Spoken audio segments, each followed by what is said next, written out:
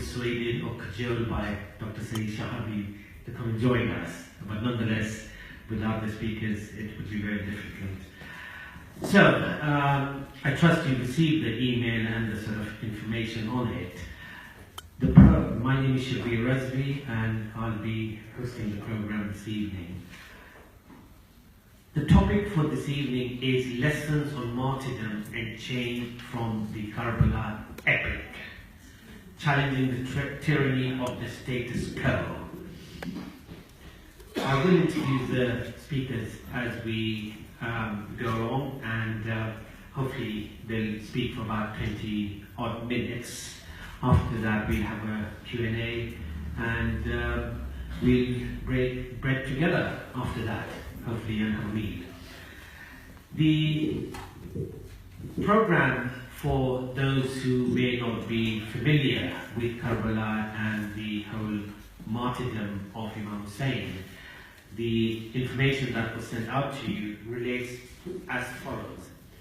It is one of the greatest challenges of reformists to stand up to the culture, religions, or political ailments of their societies.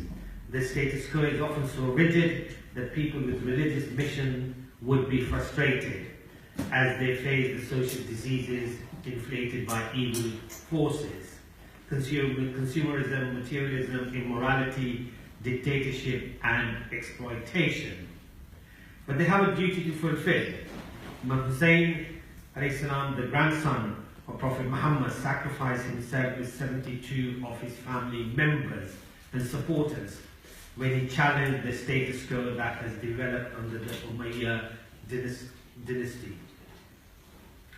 They were all martyred on 10th of Muharram, which was last Thursday here and all over the world, to stand up for freedom, justice, human rights, and pluralism. Is a task that only great people will undertake. Yet everyone is capable of challenging the status quo with the aim of changing the lives of people and granting them free choice, dignity, and spirituality. This is the mission of people of religion today. And just to trace back a little bit further in history, before martyrdom of Imam Hussain al-Islam, if you look at the prophetic mission, whether it was Prophet Abraham standing against Nimrod, whether it was Pharaoh standing up against Moses standing against the pharaohs of that time, and of course, very clearly, Jesus Christ himself challenged the moneylenders in the church or the temple when he got rid of them. So he was challenging the status quo.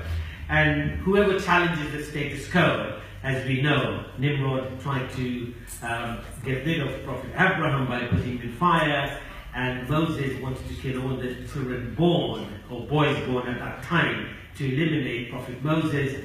And we know from the Christian perspective that Jesus was also martyred at that time because he challenged the status quo, challenged the sort of vision of the rulers at that time. So with that preamble, I'd like to open the floor to our first speaker, if I may. He's a director of the Interfaith Relations for the Bishop of Birmingham in 2014.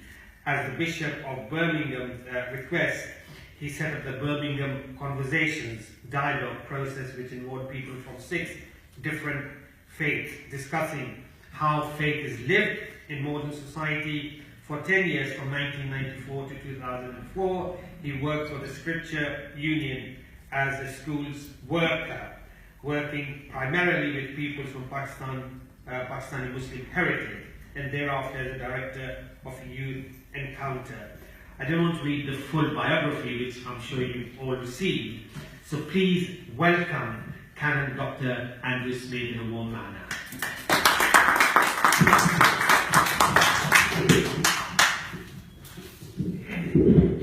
Thank you very much. Thank you for that very warm welcome. Thank you for inviting me to be here this evening. It's my first visit here. I hope it won't be my last.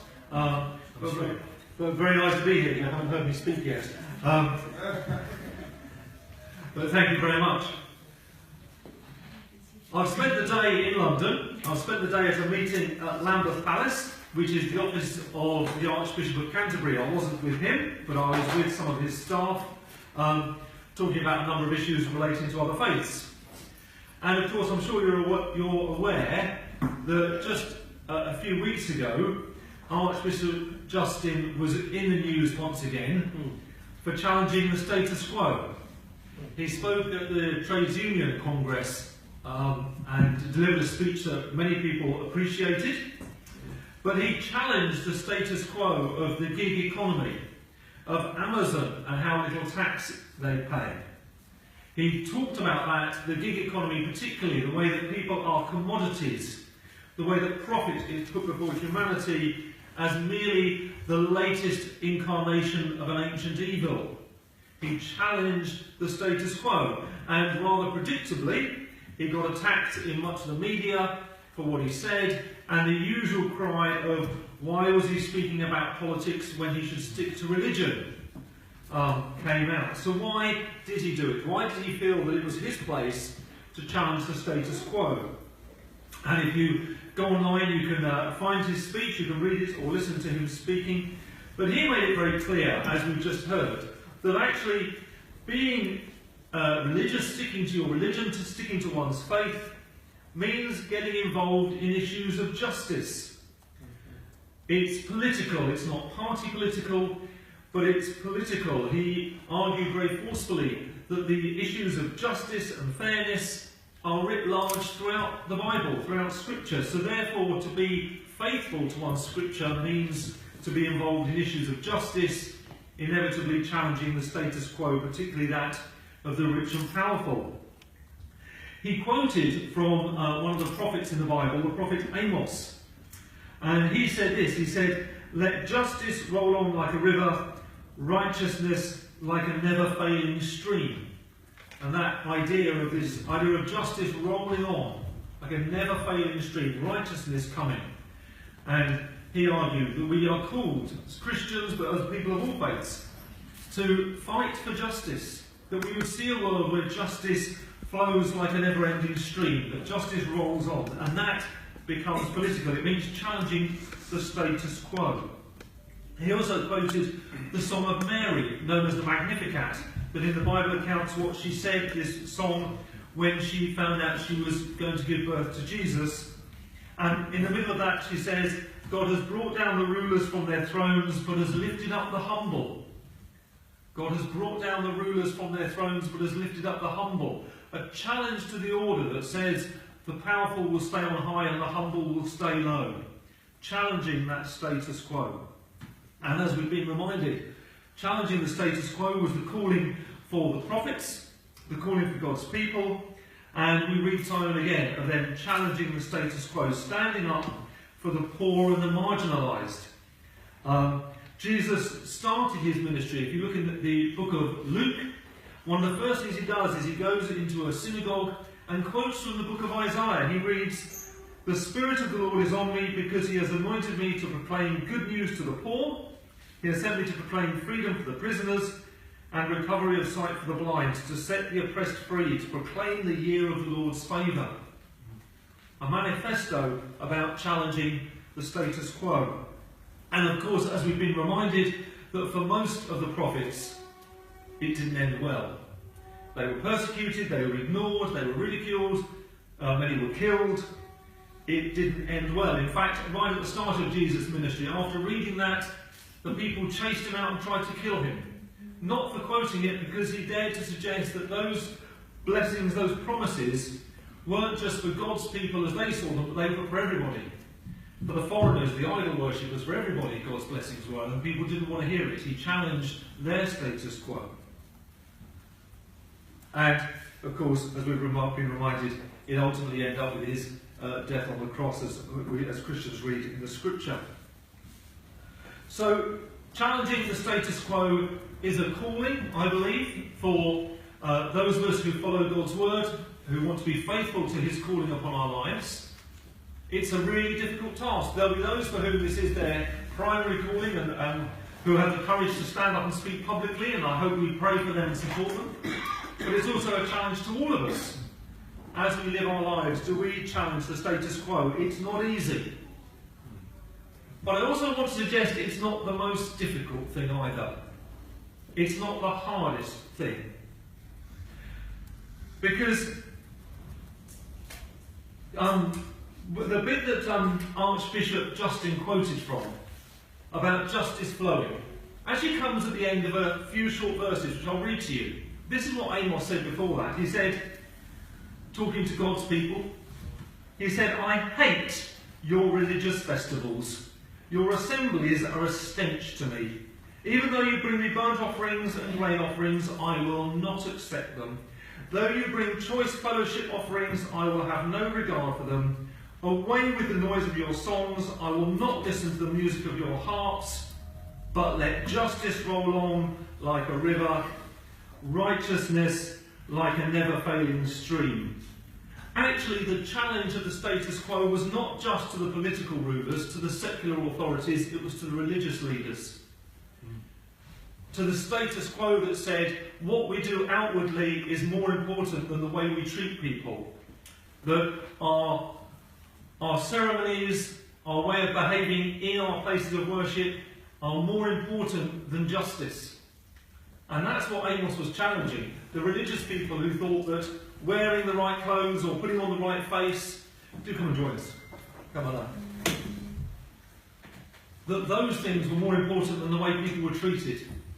That's what he was challenging. And so, when I said that challenging the status quo is hard but not the hardest place, I think the hardest place, and maybe it's just me, but the hardest place I find is when my status quo is challenged. When someone challenges my status quo. When someone challenges the things that I think are immovable, that I've assumed will stay. That is, I think, far harder when our status quo is challenged. And yet that is also there throughout Scripture. We read later on in the writings of Jesus, he said, "Why do you look at the speck of sawdust in your brother's eye and pay no attention to the plank of wood in your own eye? How can you say to your brother, 'Let me take the speck out of your eye,' when all the time there's a plank in your own eye? You hypocrite! First take the plank out of your own eye, and then you'll be able to see clearly to remove the speck out of your brother's eye." It's so much easier to see the fault in other people than in ourselves. It's so much nicer to watch someone else's status quo get challenged than to deal with the status quo in our own communities that might be leading to oppression, that might be about power, that might not give everyone the chance to flourish. And I think when people challenge us, that's a far harder place to be. And throughout Scripture, time and again, the prophets actually were talking to the religious communities. They were actually challenging the religious leaders who did not give justice to everyone. And I think that's a challenge that I think today, as people of all different faiths, as different religious communities, we have to be attentive to the voices that challenge our own institutions. And as a church, we've had to learn that. We've had to learn to listen to the voices of women. And they're called to be leaders in the church. And we've been slow, and many churches do not allow women to be leaders. Some of our churches, the Church of England, does eventually. We've had to be attentive to the challenge of the Windrush generation. Many Caribbean Christians coming to Britain in the 1950s, seeking a Christian place to worship, and were turned away by fellow Christians who wanted to keep the status quo that the church is only for white people. A terrible thing that happened, because they didn't want their status quo challenged. That kind of challenge continues for all of us, at local levels and national levels. When people come and say, "But what about me? But what about us? But you are maintaining a power structure that holds us back." And it's a real challenge to hear that, isn't it? It's a real challenge. But I want to suggest that how we respond as people of faith to those who challenge our status quo is a sign of our maturity, is a sign of our confidence in our faith to listen to the dissenters. Are we willing to listen to the prophets? If Amos turned up now and said to us, God says, I hate your religious festivals, but let righteousness roll on like a never-failing stream. Would we say, oh, interesting, or would we say, go out? I wonder how we would respond to Amos coming to our places. Are we willing to listen to the prophets, to the dissenters? And not just to their arguments, but to their pain, to their experiences? Are we willing to examine ourselves, our institutions, to see where things have grown up that actually are not of God, but have been made by people, and are structures that need challenging? Can we, and this might be a Christian way of framing the question, but can we discern the voice, the will of God in what people are saying to us? What might God be saying about how he wants our institutions to behave, about those things that have become the status quo, but are actually just created by people?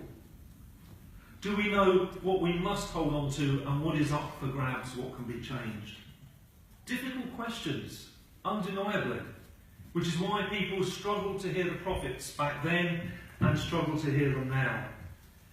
It's so much easier to rejoice when other people's status quos are challenged. We can all sit there, and I do it myself, and think, ha, they've been challenged. But when someone challenges what I'm involved in, my structures, the church that I'm a part of, it's quite painful, isn't it? Because these are things we hold dear. And yet I believe that there are times when we also need to listen to those who would be prophets to us, those who would call us to be more in tune with what God wants, to be people and places where justice flows like a never-ending stream. Thank you.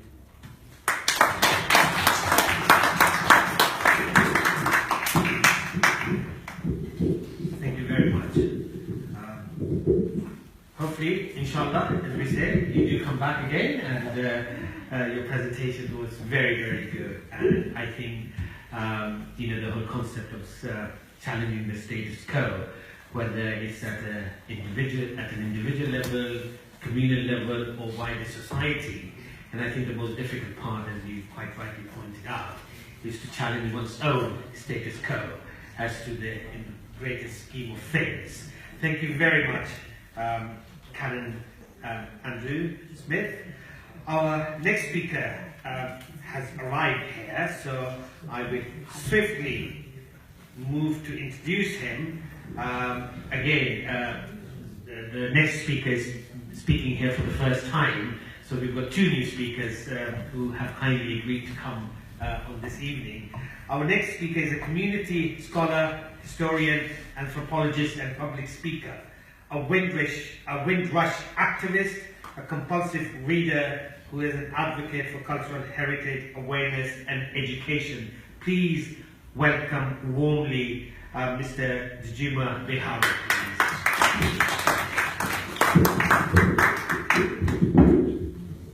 Thank you very much. I have been told that I don't really need a microphone.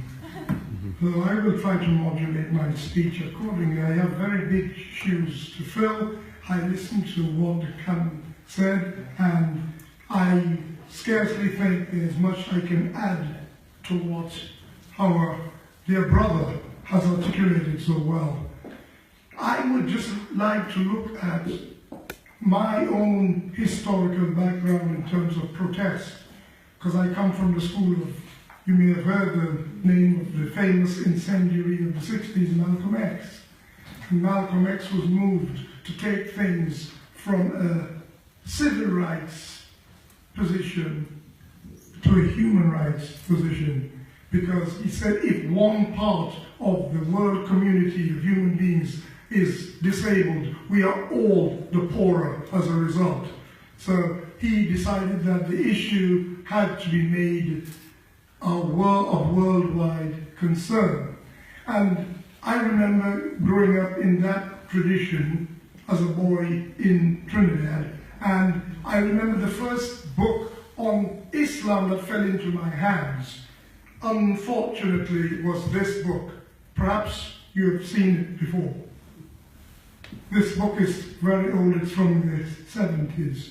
And I remember reading this book as a child, and wondering if that was the sum total of the religion that my father taught me, because I had never heard these two words put together before the mid-70s. I had never heard these two words articulated in the same sentence. I had heard, of course, as I said, Malcolm X use the language of Islam as, quite correctly in my opinion, a positive force for corrective change. But to reduce Islam to the title that precedes it, now in retrospect to me, is where the problem began. Because when I look at a celebration like Muharram, and I am told that there is a hadith of the Prophet Muhammad ﷺ who saw the Jews on that particular day, correct me if I'm wrong, feel free to interrupt and correct me, where he saw the Jews observing Pesach or Passover on that day. And he said, what ceremony is that? And when it was explained to him, he said, oh, it's about Moses. Moses is dearer to me. He's just as dear to me. And on this day I will observe a fast. And that reminds me of something, that how integrated our faiths really are. Moses, we have Muhammad speaking in the tradition of Moses, and Moses, who was one of the first people to say, proclaim liberty unto the land, unto the inhabitants thereof. So Moses was an organ of protest. And it is in that tradition I would like to look at this Muharram, and to look at the words Bismillah ar-Rahman ar-Rahim, just to look at those words, because for too long, in my opinion, we have been associated with this title here. This title, not the Ar-Rahman and not Ar-Rahim, not the most compassionate, not the merciful, not Al-Ghafur, the forgiver. And the canon spoke about the Prophet Amos, and of course, in his tradition, you know, it may surprise some people, he sometimes speaks about Jesus, who is the master forgiver, the great forgiver. And we have traditions in Islam throughout the Quran speaking about Allah and forgiveness and of mercy. And I think perhaps there are ways of protest, there are ways of challenging the status quo, using the ghafur, the maghfirah, the forgiveness, and the rahmah, and the mercy. And in that sense, I want us to try to get us to think about looking at protest, looking at resistance, looking at challenging the status quo in a manner that does not have to fall into this trap. We don't necessarily have to be what people say we are. And that is my little bayan, my little message today, is I see young people all over London. I live in Harlesden, which is as multi-ethnic as you can get. And London is a unique city in that regard. New York, I think New York stands second to London because New York has these massive communities almost living in cantonments. There's almost a kind of hermetically sealed quality. Not would you just have a Hispanic neighborhood, you'd have Mexicans here and Puerto Ricans here. And never the twain would they meet. Whereas in London, in Harlesden, where I live, you have Irish, the Caribbeans, Somalis, Algerians, Asians of all kinds. And the list is there, the Portuguese, Brazilian, and I can go on and on. And this is the beauty, in a very tiny compass. And another thing about London, where you have rich, you have poor. So you would go to a place like Bromsgrove, you see social housing juxtaposed to mansions. And I think personally, people may have a problem, I think it's a good thing, that we should get to know each other. The Quran insists on it. It says, verily, إِنَّا خَلَقْنَاكُم مِّن ذَكَرٍ وَأُنثَىٰ وَجَعَلْنَاكُم شُعُوبًا وَقَبَائِلَ لِتَعَارَفُوا أَكْرَمَكُمْ عِندَ اللَّهِ أَتْقَاكُمْ. Verily, I should have started up with Bismillah ar-Rahman ar-Rahim. God says in the Quran, we made you from male and female, and we created you into tribes and nations, so that you will get to know each other. The best of you are those who are righteous. Where we start from is our righteousness. And this is the basis of what it was called in Moorish Spain convivencia. This ability to live together, to have interfaith dialogue, to sit together, Muslim, Jew, Christian, and people of other faiths, and people of no faith, to sit together and find ways upon which we can agree to channel protest. There's a lot that's happening in this country. This is a very good country, and but things that are good can be made better. There's always room for improvement. You know, I am reminded of a film from the 50s. The original Gladiator, it was called Spartacus, with Kirk Douglas. I don't know if any of you is in my age group might perhaps remember this movie. And the legendary Charles Morton was acting as the Senator Gracchus. And how he expresses it encapsulates why I love London. You may not like it, but this is what he said. He said to the would-be dictator Crassus, I will take some Republican corruption with my Republican freedom, but what I will not stand for is the dictatorship of Crassus and no freedom at all.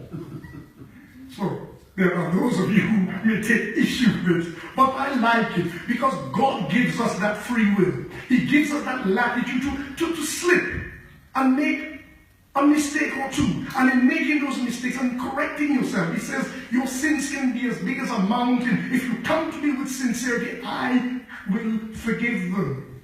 And we need to treat each other like this. And in the society that we need to fight against, we need to treat it like this. We need to be bigger than the thing we are challenging. In other words, our moral position has to be higher than it is pointless, in my opinion, toppling a system to replace it with the same thing. And it happens, history is cyclical. It is in the nature of history for this to happen. Organizations grow, they become corrupt, and they themselves stand in need of correction. And what we are being asked to do on this platform here is propose a model where we can be ever vigilant, ever challenging, in a way that the institutions will understand that they themselves will see the wisdom of changing their ways. I think I've spoken long enough. Thank you very much for your kind attention. Assalamu alaikum wa rahmatullahi ta'ala wa barakatuh.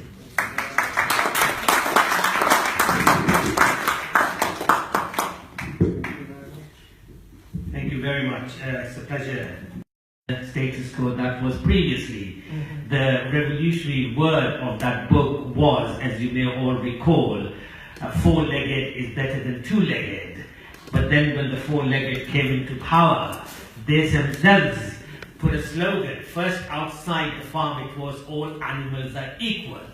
After the revolution, it became some animals are more equal than others. So really, it's interesting when you look at that, all of us who may speak piously and want to change, whether when we come in power, do we actually imbibe what we change? And that, I think, is in itself a challenge to challenge the status quo, if you like. I'm very pleased to introduce our next guest speaker, who kindly has agreed to come here on many occasions. It's always a joy to welcome him back. He's a cleric and a popular speaker. I think you could have used a stronger word than popular. Desired for a speaker, I think, quite often. He's desired all over the place, and he has found the time to be with us. Currently, he's the Director of Interfaith Relations at the Islamic Centre of England and a lecturer of Islamic Studies at the Islamic College for Advanced Studies. He completed his religious studies in Qom, Iran, before he was invited to Cambridge University to teach as a visiting lecturer in the Faculty of Oriental Studies. In 1999, he was appointed to be the principal of the Islamic College in London, which has both seminary and university degrees on its educational program, where he continued for 4 years. I don't want to again read through the whole biography of our next speaker because I don't want to erode his time that he would like to speak on. Please welcome Sheikh Muhammad Saeed Bahmanpour in the movement.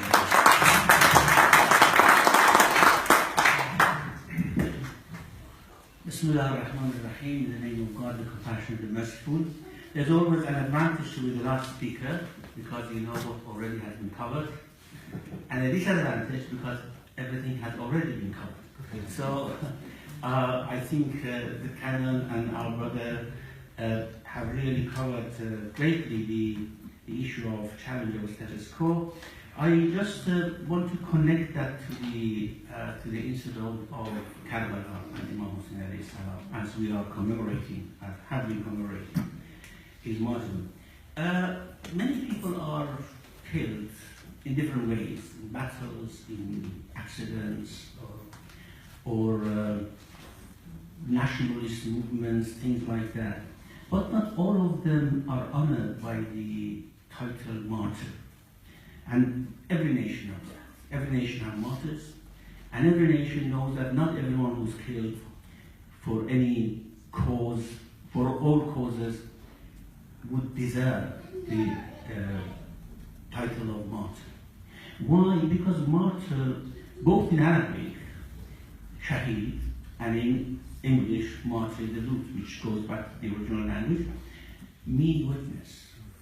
So a martyr is a witness on the social behavior, on the social values, also on the social conduct that people run through their lives. So for every nation, martyrs are the people who offer their lives to preserve the values of the society, irrespective of which society we're talking about. So martyrs are those who offer their lives to preserve what is valuable for that society.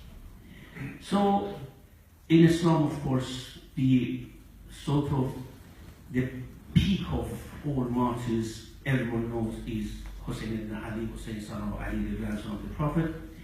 Whether it's for Shias, for Sunnis, and non-Muslims even know that, and all these commemorations which are running every year is a witness that Hussein is someone who is regarded as a sort of hallmark of martyrdom in Islam.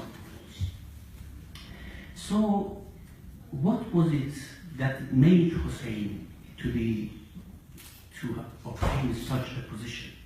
First of all, of course, was his position with regards to his relation to the Prophet, his relation to the daughter of the Prophet, his pious conduct during the whole years that he was silent in Medina, and the sort of descriptions that the Prophet, peace be upon him, while he was a child, and of course about his future, are recorded from him. So this made him, as a person of elegance, made him a person who everyone revered, friends and foes, those who were his enemies and those who were his friends, they praised his conduct, they praised his position. So in person, this was the personality of Hussein alayhi salam. Now what he did, rising against the status quo. Now, is it good all the time to challenge the status quo? Yes, of course, we can always say there are some sort of deficiencies, problems, shortcomings in the status quo that we have to challenge. Whether it's in us, and the Canon put it very elegantly that if our position, our organization is challenged, what are we going to do? So there are always shortcomings in the status quo. No matter what sort of society we live in, whether in the most perfect democracies or in the dictatorships, we always have problems with the status quo. People have problems with the status quo. But should always be challenged and rise against it. Yeah, challenging in the sense that they should criticize, try to modify, try to correct, is fine. But rising against it and trying to completely disturb the situation is another thing. So always we have to challenge in that way the status quo. Status quo may have problems, but maybe if we rise against it, we actually make it worse. We create more problems than doing good. So we see in the lifespan of Hussein ibn Ali, we see completely we can discern two different phases. In the way he somehow confronted the status quo.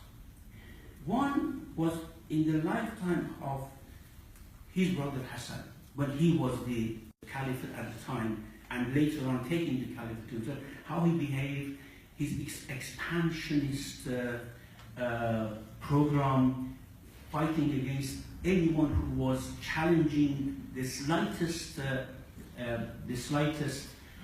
problems in the status quo, killing, murdering, all these, because the Hassan, peace be upon him, didn't want to be more bloodshed. He made a peace treaty.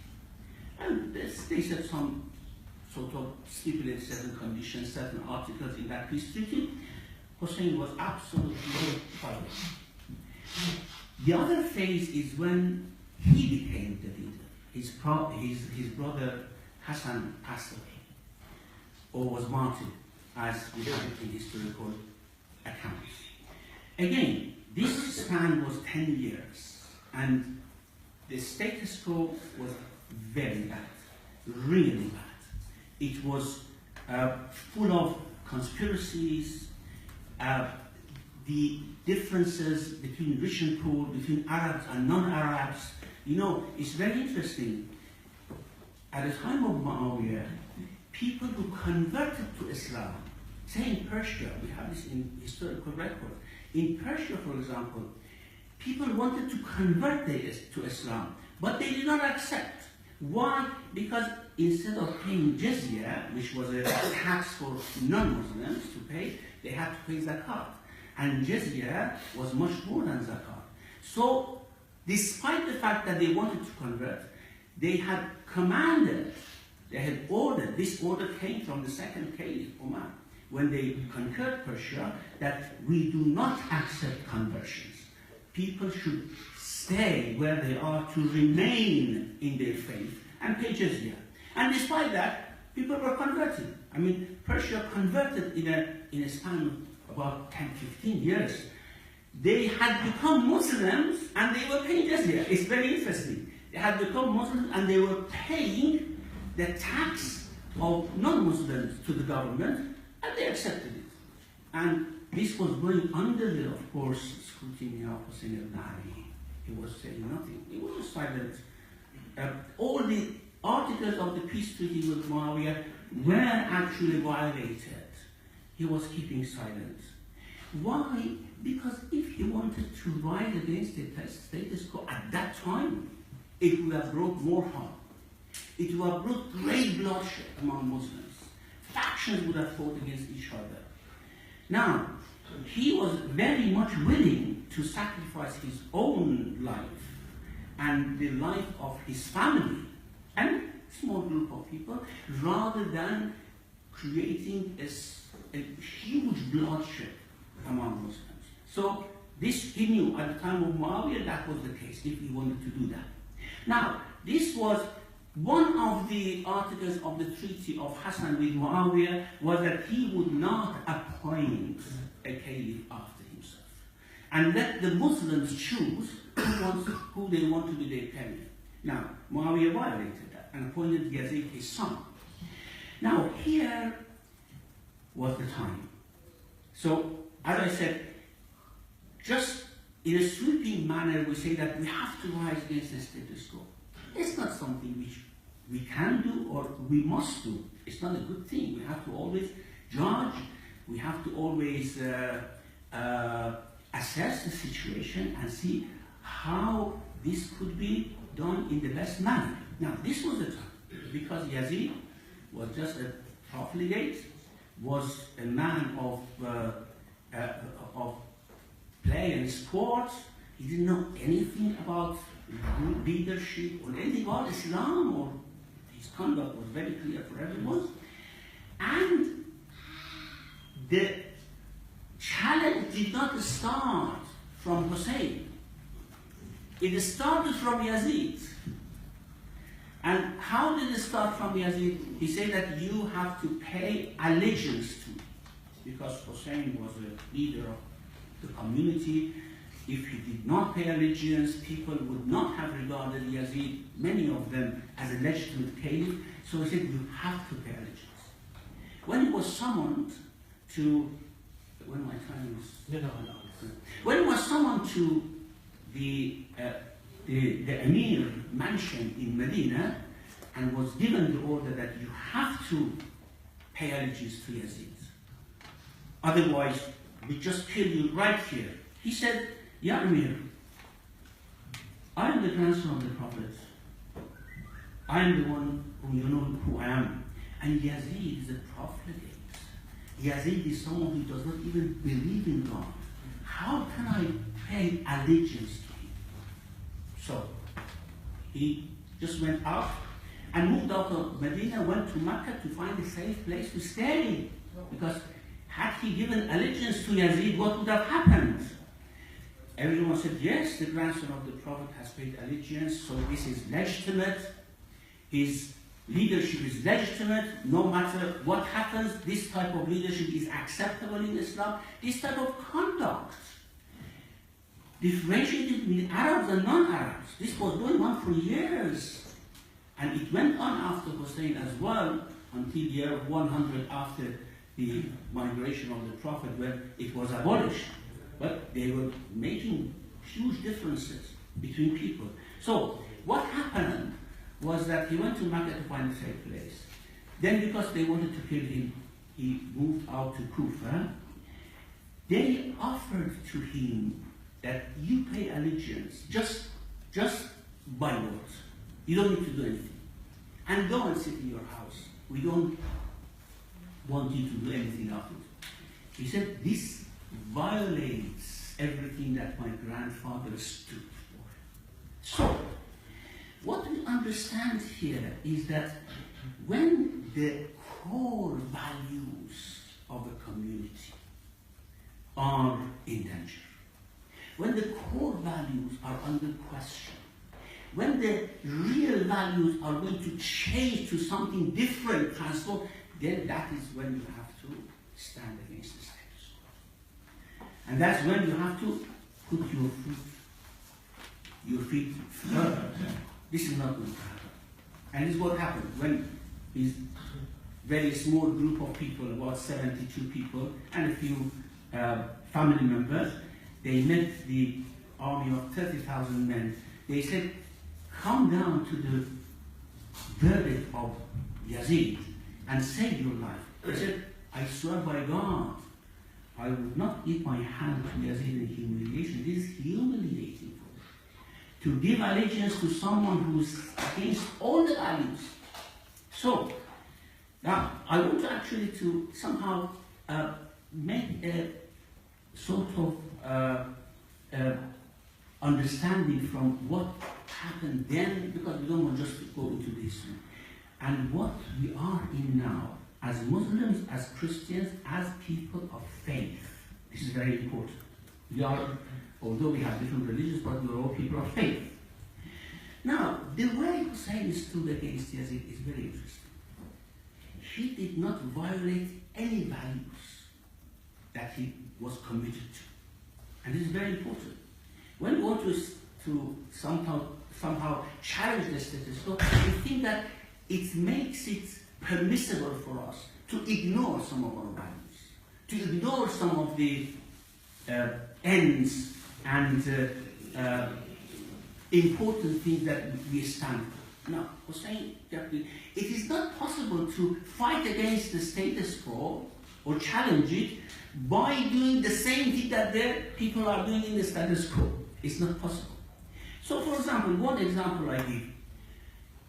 When all this happened, started from Mecca to Kufa, it was in the month of Hajj and then in Muharram. And fighting was forbidden in that month. since the time of Ishmael, the son of Ibrahim alayhi salam, it was a legislation made by Ismail or Ishmael, and had remained in the Arab culture, and it was of course honored by Islam, that in the month of pilgrimage, no one has the right to fight. Now, when Hussein alayhi salam came across the first dispatch of Kufan army, there were only 1,000 men. His companions said, we know that after this are going to come other dispatches. Huge number of people are coming. So let's fight them, now we can defeat them. We can defeat them now, but if we wait and we do not fight them, they will be joined by thousands and thousands, and we cannot fight them anymore. Hussein said, this is the month of Haram, the month in which fighting is not considered. I'm not going to violate it. And also he said, I'm not going to start a fight in the ummah, in the community. Let them do whatever they want. And because of that, they actually found a very, very disadvantageous position in the battle. But he stood firm. Now, when we want to challenge the status quo, this is what we have to somehow learn for our own community. We should do it in a way that we would not violate the values that we stand for. That we stand for is very important. And also, the status quo, the most important thing about the status quo, of course, economy, poor and rich are very important, as it was mentioned. But the most important thing is that, what if the values of the faithful are challenged? Should we just concede and submit and say, yes, these are the moral values, society has changed, it doesn't matter, we want to go along? Or we say, no, we have to really judge whether the values could be compromised or not. So we are in exactly a similar situation. Our values, the values of Christianity and Islam and Judaism, is challenged by modern society. What should we do? Should we say that, well, this is new way of life, this is new understanding of human conduct and value? Or we say, well, we have to somehow be firmer than this, be a bit more cautious about the values taught to us in the scripture, in the gospel, in the Bible, in the Quran. There are values that we are taught, not to reinterpret them, to somehow make them adaptable to modern values. This is something that I think we can learn from the martyrdom of Hussein. Thank you.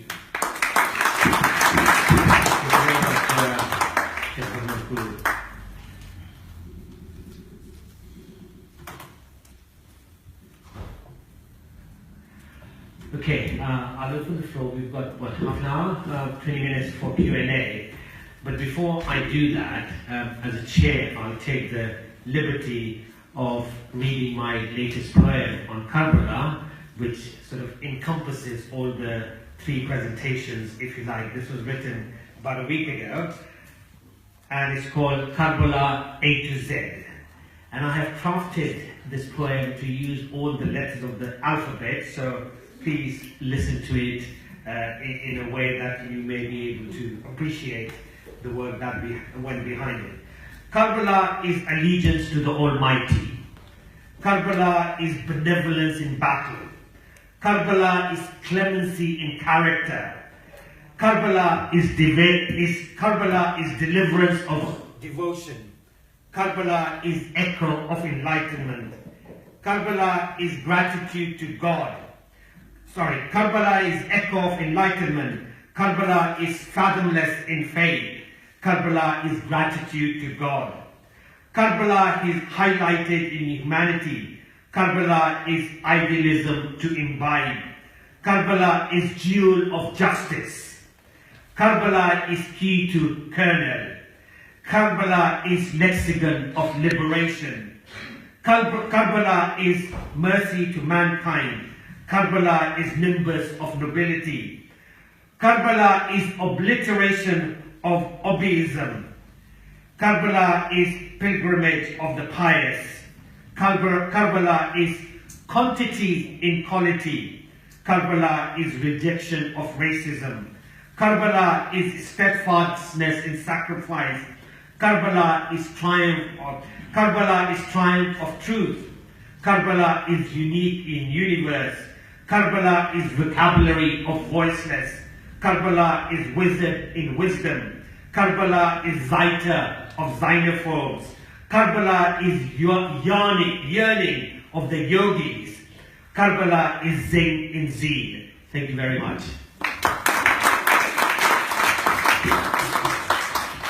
The floor is now open for Q&A, and I'm sure Lady Michelle had a hand first, so please, Michelle.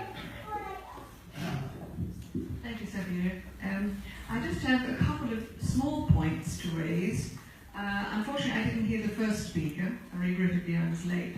It wasn't very good. No, I'm sure I have points to raise with yours if I did. But the two gentlemen either side, first, of course, I'd love to acknowledge the professor, because maybe he may remember some years ago now, we did a program, a television program, in which I spoke about the fraud of feminism, which I deeply oppose. Just a couple of points. First, I'd like to say that no one is allowed to question Judaism. I have to pick you up on that.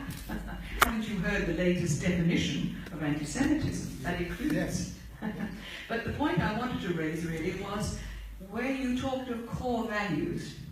And I wondered whether you are familiar with the Vatican II Congress and the sect that opposes that, which is called St. Pius X, and it's led now off stage, as it were, by Bishop Williamson. I think it would be very interesting for you to examine that, and I'd be really happy to present some of those ideas to you, because he opposes, as does Vatican II, which hyphenates Judaism and Christianity, which of course is an oxymoron. And the other query I'd like to make is the gentleman on our right, who spoke of tribes and quoted from the Almighty, who said that he had created the nations and the tribes so that they could get to know each other. Now, I think he may, and I'm interested to hear what the panel would say, I would query your interpretation, if I may, that I think the idea of nation and tribe is the getting to it so that we can get to know each other within those tribes and those relations. And I think that is a very good thing. And though I deeply oppose New York and its policies, I would say that what you described in New York would be a more natural thing in relation to the quote that you make, rather than what we have in London, which is an attempt. It's called globalization. It's a social engineering effort, and that an artificial way of undermining the nations, the cultures, and the tribes, which I think are a wonderful thing. So I wonder whether perhaps you would like to comment on what I think is the very opposite of what is meant by that, and the fact that globalization is actually intending to do away with our cultures, our relations, our tribes, and our nations. Thank Sorry, you. I'll take one more question. Oh, okay. If I may. Yes. Good. The ladies are having their hands faster than the best. Now, take the sister here, please. You were talking about challenging Which particular speaker you posed this to? whoever. Okay. What was the challenge? Like when we were talking about challenging the status quo, in the Arab Spring, several Arab countries challenged the status quo, and regimes did fall. but then the forces of reaction overtook them. Like if you look at Egypt, where it sort of, not where it began, but the second country, they did get rid of Mubarak, and now they've gone back to a military dictatorship. You look at Bahrain, what happened there? And I want to ask, people of faith who had values, they did challenge oppressive regimes, and they were crushed. So what does that say? Can religious people actually rise up, topple the tyrants, and make something better? If you look at Libya, you look at Syria, something better is definitely not happening. Okay, I'll say. My question, the first question is whether establishing justice is a duty or not. Is it incumbent on us? Are we duty bound to always ensure that justice is upheld? And the following question is whether religion makes it a duty on us, whether we are obliged by our faiths that we should never keep quiet about injustice, about lack of equality, violations of the people's basic rights. I mean, do our religions propagate those ideas? Are we really serious about establishing justice, or are they just slogans that we use in our speeches? Okay, thank you very much. I'll take the. No, I'll come to you afterward, if I may, please. I'll take the. Sorry. The first question, I suppose I'll give it to Brother Danjuma, if you can, please, on the concept of tribes and piety being a test rather than being part of the tribe. And if you would address that with the whole idea of New York and London that you put forward. I think the question seems to hinge around Britain's imperial past and Britain's relationship to multiculturalism. And then we had the Blair years and Cool Britannia, and there was this open door policy, and there was this hope that human beings would perhaps look at the superior civilization to which they came and settled in, and by degrees we would sort of all gravitate towards a center of Englishness or Anglophilia. It happens inexorably in America, where people seem to exist on two different levels. A Puerto Rican or a Dominican is as much Dominican as he's American, and an Italian American is as much Italian American as he's American, and the same for the Jewish American. In Britain that did not happen, but I do not think that was malintentioned.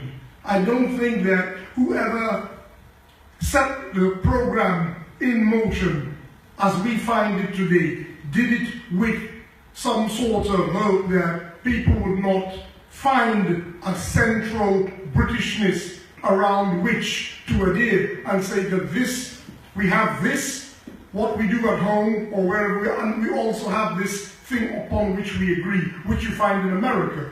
You don't have it here, and as I think Britain's imperial past is partly responsible for it. When I say Britain, I'm not just speaking about imperial guilt.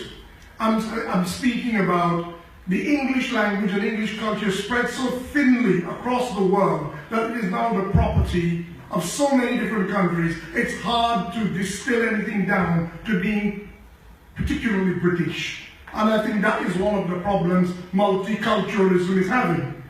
As for the question about lita'arafu, the verb to me suggests, the Quran, the sixth form of the verb in Arabic, suggests people getting to know each other. But like you rightly pointed out, there is an ambiguity inherent in that it could mean intra-communal relations instead of inter-community relations. So I don't have much to disagree with you. I would add that to what I believe rather than replace what I believe with what you have posited in that regard. Is there anything else I must have? No, that's okay. I'll come back to you if If you want to, okay, well, okay, I have to give the microphone.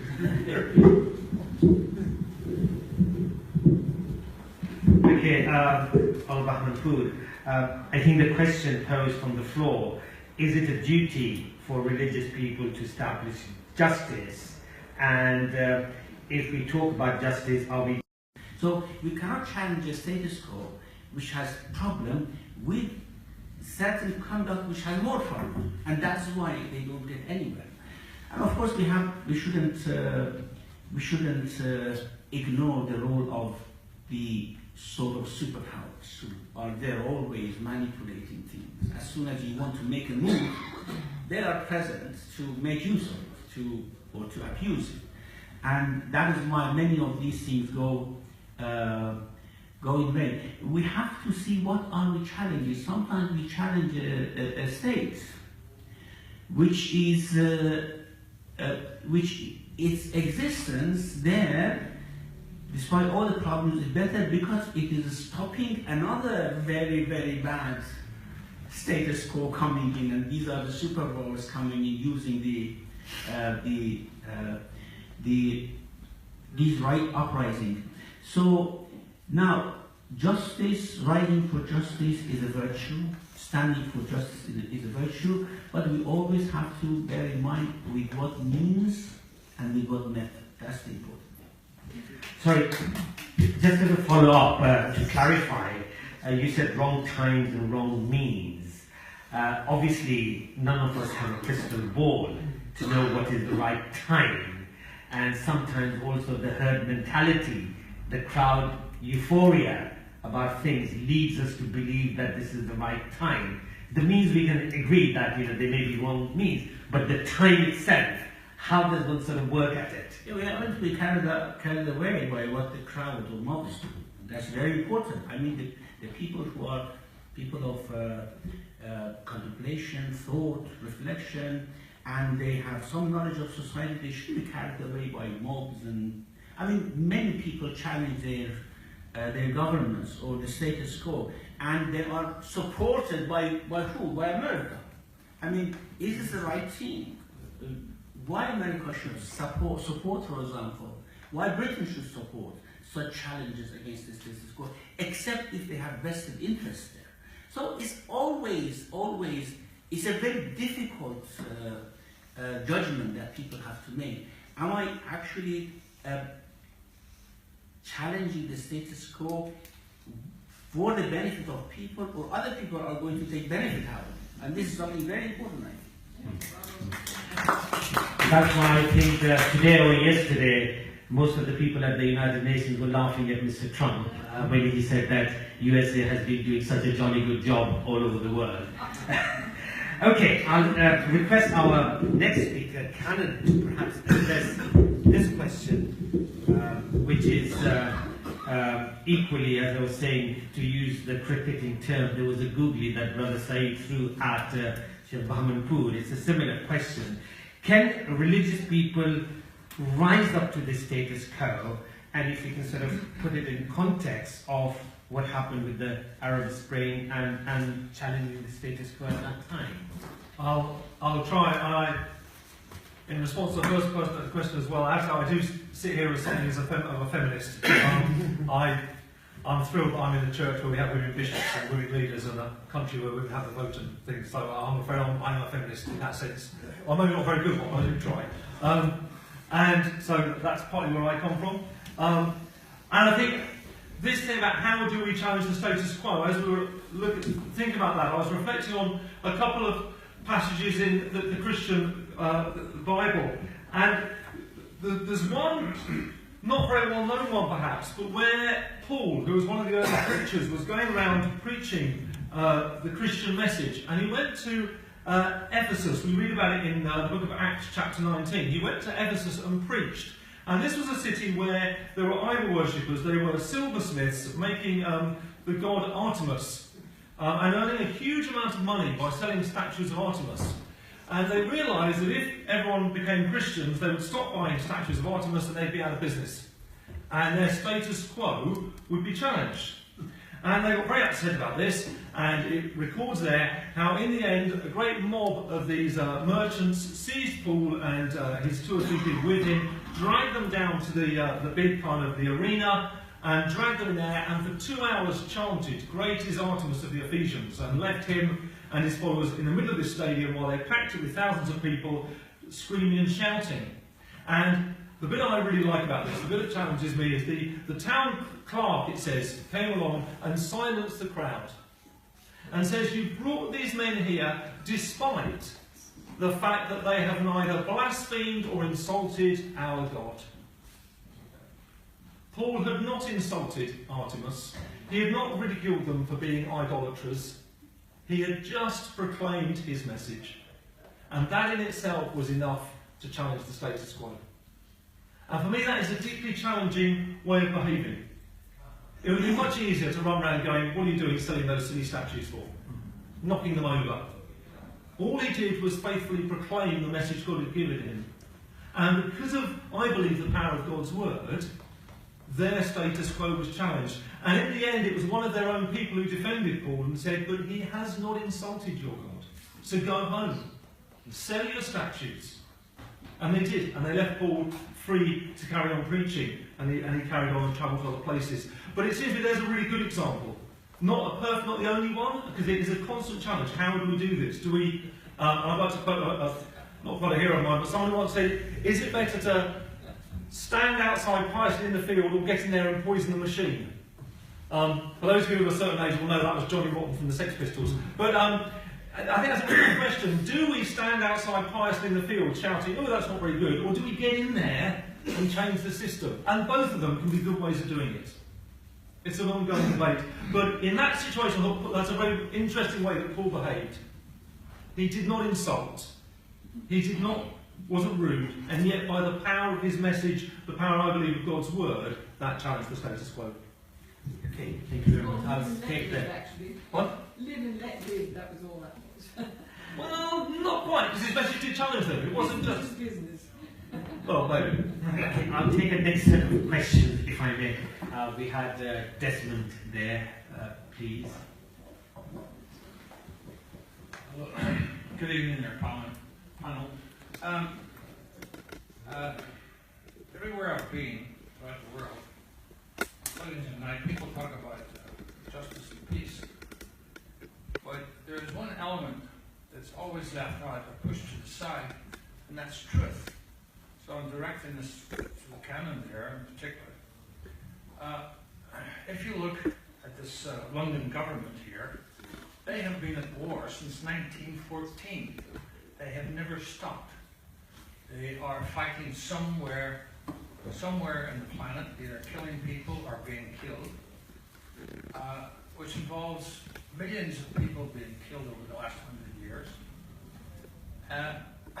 And for instance, today, as we speak, they are in Syria. They have invaded Syria. The British Army is in Syria. Oh yes, they are.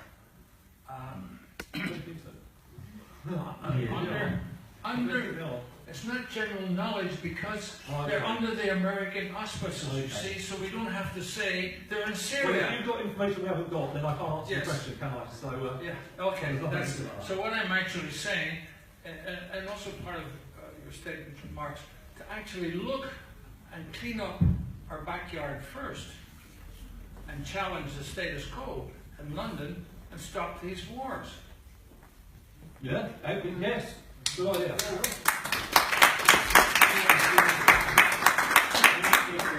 Another question? I have one question. Yes, a subsidiary. So yes, I said it earlier to Canon Dr. Andrew. I was looking for. I'm not very familiar with the Christian culture, but I was looking for a picture about martyrdom, and then I saw this saying that the blood of martyrs is the seed of Christianity, or is the seed of the church. How much do you take it as, from a standpoint of view, the blood of the martyrs, according to the Christians, is the seed of the church, or the or Christianity, or can we say it also about Islam? And what does it really mean? Does the religion encourage martyrdom? And what is martyrdom at the end of the day? What is it? Okay, I'll get you to answer that question, then I'll come to Desmond's question.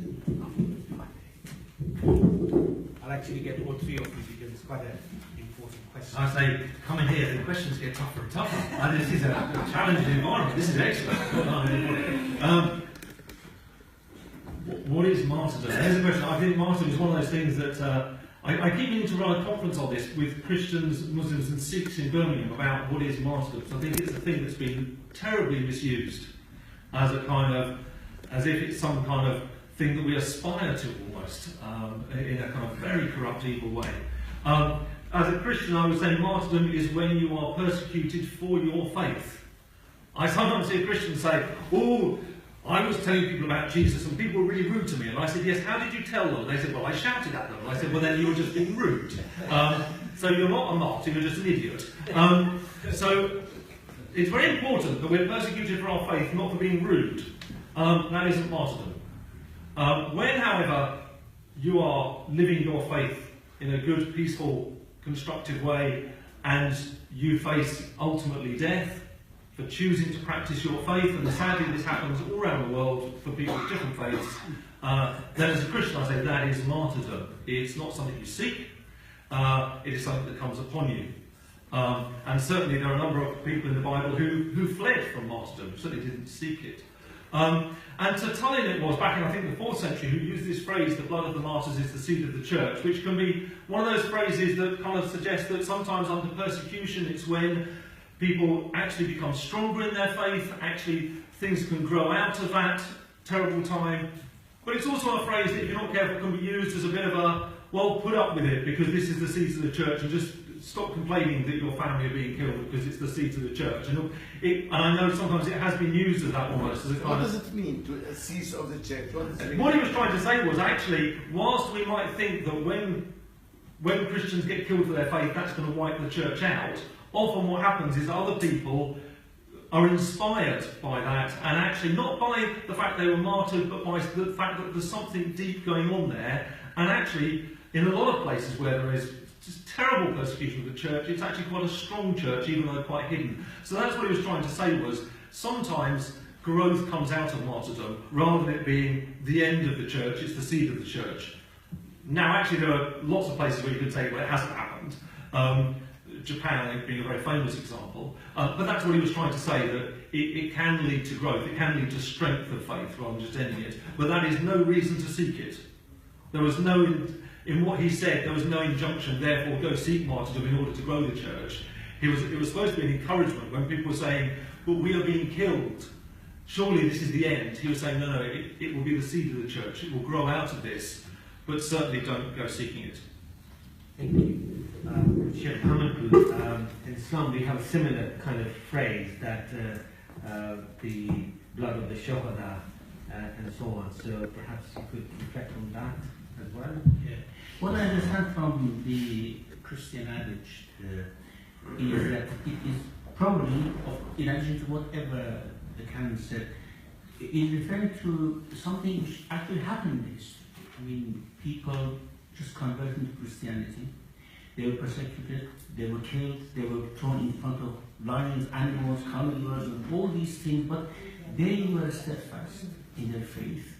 And by actually doing that, they were not knowing that they are somehow watering the seed of Christianity in that.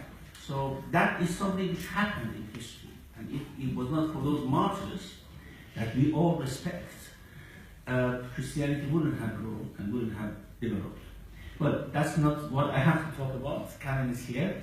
But with regards to Islam, martyrdom is to sacrifice for the sake of faith, not for anything else. Not for economy, not for money, not for disequality. All these are good, okay, they're virtues. But you are not called a martyr unless you sacrifice for the sake of faith only. And this is what we have in the Quran. Sorry, but I will interrupt you here and say, I think there is a hadith that says that whoever is killed in defense of his his honor. It's like a is martyr. Shaheed. It's like a martyr. Well, also for his rest, for his bounty. I mean, Yeah. They receive not just only for they the receive sake the reward. Not just dying in battlefield we're talking about. The reward of a martyr. But technically martyr means that Jahadu fi sabilillah. They fight not in the way of themselves, for themselves, or for the sake of others. It's just to defend the faith. And defending the faith has different meanings. However, this should not be taken as sort of a tool in hands of stupid people who go about and say we want to defend the faith by killing people, killing innocent people in the street. This is an utter misunderstanding. So, like everything else that falls in the hand of the stupid and silly people, they make a mess out of it. This issue of martyrdom has fallen in the hands of very, very uninformed people about Islam, who have the zeal but who have no knowledge.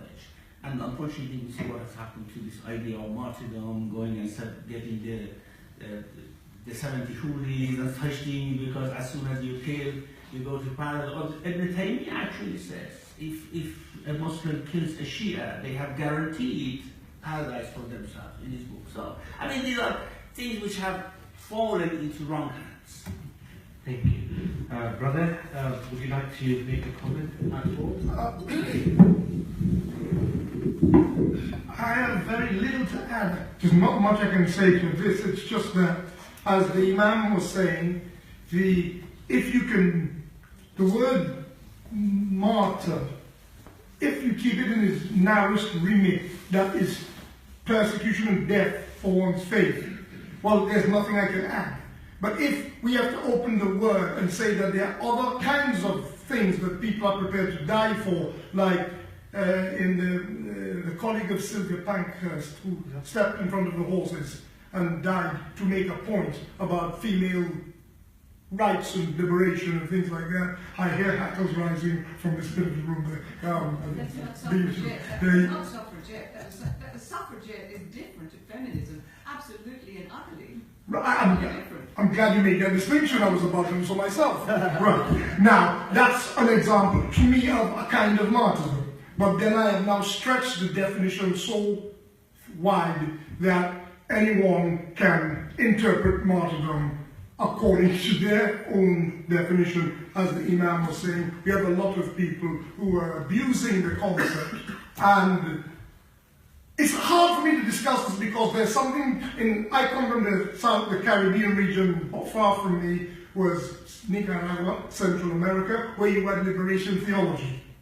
And the canon perhaps knows more about this than me, where certain priests had to find a way of resistance, and they said that we will interpret a verse of the Bible, no greater gift can a man give than to lay down his life for his fellow man, or something, words to that effect. And people felt, well, if we had to fight America, we have to find a power 10 times more powerful, we had to interpret the Bible in such a manner that we could become martyrs to the cause. We have to find a way of resisting. And to me, in a sense, that is a kind of martyrdom too. But then, as the Imam at the end said, how far do you stretch the definition of the term? And that's why I'll stop now before I dig myself a deeper hole.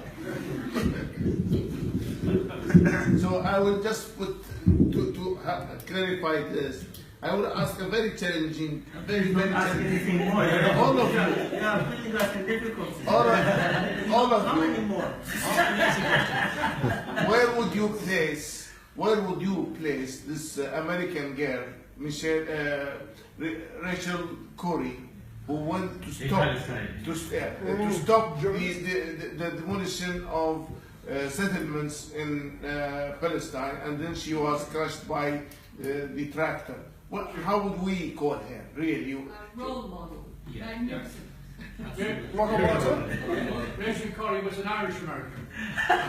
Thank you, the gaming flag. All right, just the final sort of before I conclude, there was a very good question from the floor that we talk about justice and peace, but at the same time, does truth get on the back burner? Well, my name's Andrew, by the way. It's nice to be called Canon, but my name's Andrew. Just saying. And Canon is a weird title the Church of England has. It's not. I'm not going to fire or kind of explode or anything. So, and this is a really interesting thing about where does truth sit. And famously, when Jesus was on trial, and the whole question was, well, what is truth? What is truth, and where does truth sit? And I think you're quite right. Where do we expose truth? Where do we shine the light on truth? And I think an awful lot of challenging the status quo sometimes is, as you rightly said, shining the light of going, but look what the government's doing. Look what is being done in the name of that authority, of that company, of that religion. Look what's actually happening. I think one of the great sadnesses of our time, I'm sure it's always been like this, but it seems to be even more at the moment, is we so often live in echo chambers where we only want to hear the things that we agree with. We only want to hear things we agree with. I'm not very good at that. I keep listening to people I don't agree with. I keep going to places I don't agree with. I've been invited to go to the Conservative Party conference, which I have to say, I'll be honest, I'm not an actual Conservative supporter at all, ever. Do you know what, I'm going to go? Because I want to hear what they're going to say. I want to hear what someone else that I disagree with says. I want to hear. And I think I want to hear how they see truth. What does it look like from their perspective? What does it look like when we're in their shoes? I'm going to be really intrigued. I'm not sure I agree with much of it, but I think, what is truth? And I don't want to get into a whole kind of postmodern thing, but actually, what does truth look like from where you're sitting? What does it look like? I sit here as a white British heterosexual male. My world looks like a very particular way. For lots of you, your world looks different. And when you hear things on the news, when you hear comments, they will be different to how I interpret them. And I think part of understanding truth is for me to sit and listen to my Muslim friends, my Sikh friends, my Jewish friends, my Hindu friends, and say, what does truth look like from where you sit? My mother-in-law is lovely. She's always saying to me, Andrew, you keep buying the Guardian, you ought to read the Daily Mail more often and find out the other side of the argument. So she's often nagging me to read other newspapers. Do you know what? But I think it's a really good challenge.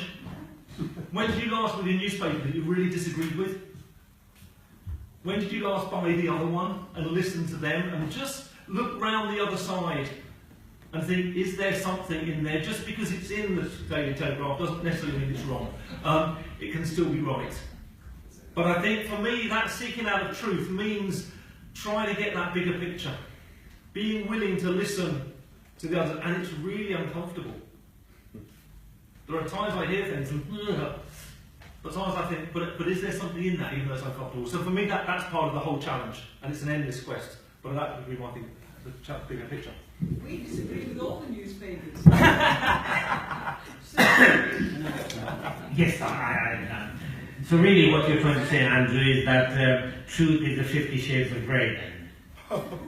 I wouldn't know what that means. You can't believe I think the position of the canon is a very innocent position. Oh, yes. Very nice. Everyone is looking at the truth from different perspectives. But we also have to bear in mind some people reject it. Yeah. So it's not always the case that people are looking at truth from different dimensions and they have part of truth. Sometimes people are deliberately rejecting the truth, and we have to bear that in mind. Yep. Yeah, absolutely. And you'd have the final word. Well, my final word is to endorse what, I'm still going to call it canon, said. It was 6 men of Hindustan to learning much inclined. All went to see an elephant, though all of them were blind, that each by observation might satisfy his mind. The first approached the elephant, and happening to fall against its broad and sturdy side, at once began to bawl. This marvel of an elephant is very like a wall. The other one touched the elephant's ear, and said the elephant must be like a fan. One touched its trunk, he said like a rope. One touched its leg, said it was like a tree. And so these men of Hindustan disputed loud and long, each in his own opinion, exceeding stiff and strong. Though each was partly in the right, they all were in the wrong. Thank you.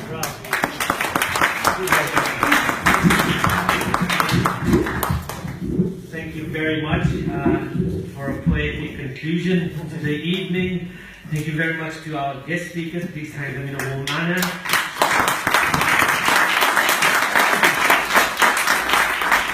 finally, I'd like to thank you all as the audience, because without you, we wouldn't have this program. So thank you for coming over. It's not as cold still in September, so please have a pleasant journey home, and please join us for a meal before you go. Thank you.